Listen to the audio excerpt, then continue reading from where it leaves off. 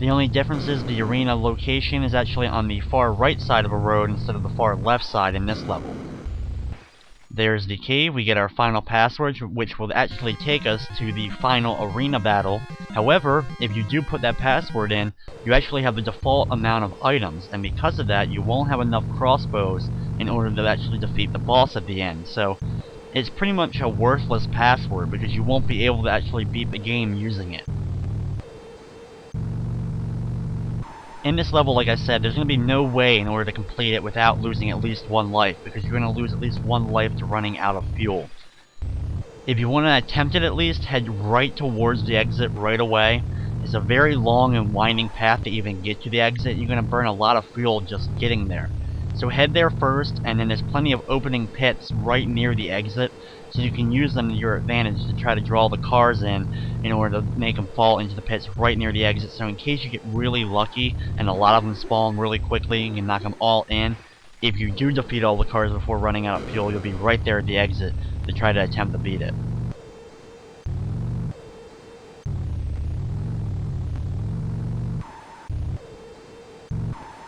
In this arena, though, you're facing 50 cars instead of 40 like we faced in the second arena. So there's not only 10 more cars, but the last car itself, actually, is a boss vehicle. It's a different shade of red than the other cars that we've been fighting, and it's a little bit tougher, but we still have to defeat it the same way as we defeat all the other ones, by knocking it into the open areas. The opening and closing pits will actually stay closed during the duration of the battle with that final car, so you can't use them in order to defeat that final vehicle. You'll have to knock it into one of the big open areas. As you can see, thankfully, on my way to get to the exit, a bunch of the cars did defeat themselves, probably running into the open areas or pits, so I only have 38 left, but that's still way more than I'm going to be able to defeat before I end up running out of fuel. Also, unfortunately, if you do lose a life by falling into the pits or running out of fuel, you end up starting at the beginning of the arena. All the cars are still defeated that you beat, but unfortunately, though, you end up starting at the very beginning, so you're going to have to track all the way back in order to complete it.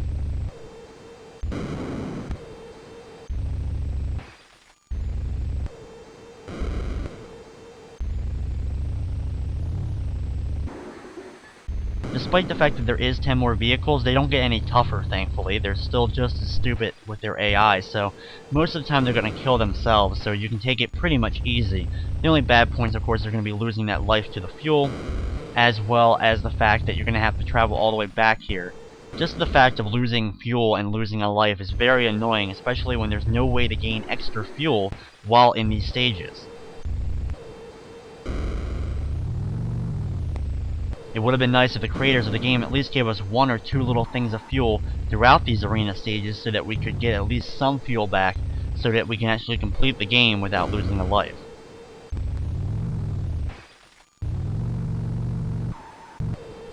Also, you can't conserve fuel by just sitting still. If you sit still, you still burn all your fuel, which doesn't really make a whole lot of sense. You think you can just park the car, turn off the ignition, just sit there. All the cars are still going to kill themselves, and that way you could have at least saved some fuel, and then just head towards the exit once they all defeat themselves. But so it's just another one of the things that Mindscape could have done a lot better with this game.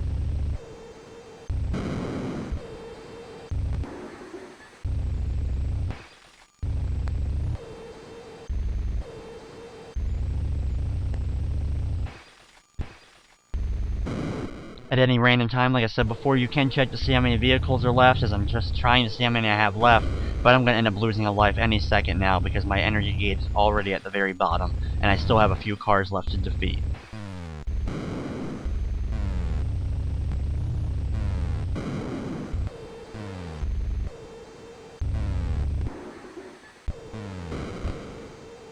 As you can see also, the health of my car is very low at this point because I'm just taking a couple of random bumps from the vehicles that have been driving around, trying to bump them into the pits, and eventually you'll lose all your health that way before you probably defeat the cars as well, so just another thing that's a problem with this level.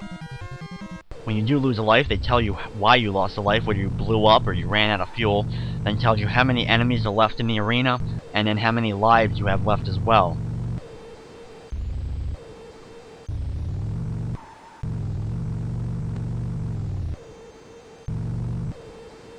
Now that I did lose that life, like I said, I started at the very beginning of the arena again, so I have to travel all the way back. Hopefully though, by the time I get to the very back, all the other vehicles will have defeated themselves by falling into the pits while I'm traveling.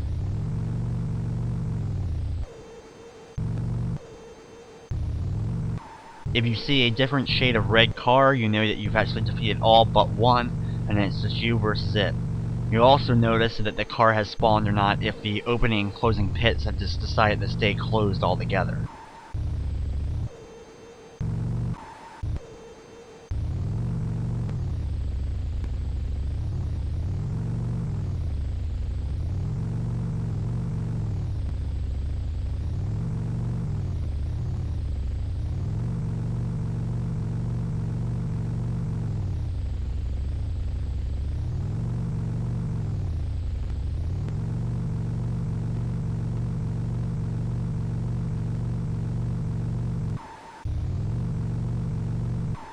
Here's one of our last turns, heading straight up.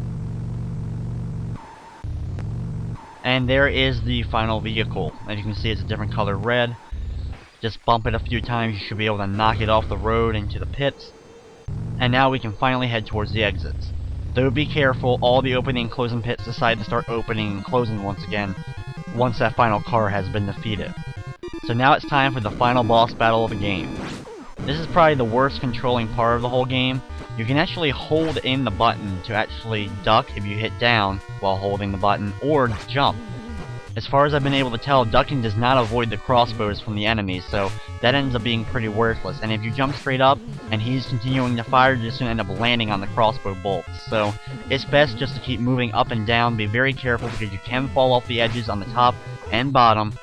Continue to move up and down, avoiding as many of the bolts as you can. You're going to take some damage no matter what you do. It's actually a good recommendation to use a turbo controller to just blast them a ton with them, and you may be able to defeat them a lot easier that way. Fire when you get a good chance, and don't stand directly in front of them or you end up probably going to take some damage. It's a very long battle pretty much, as well as you can't go behind them. There's no really easy points to stand.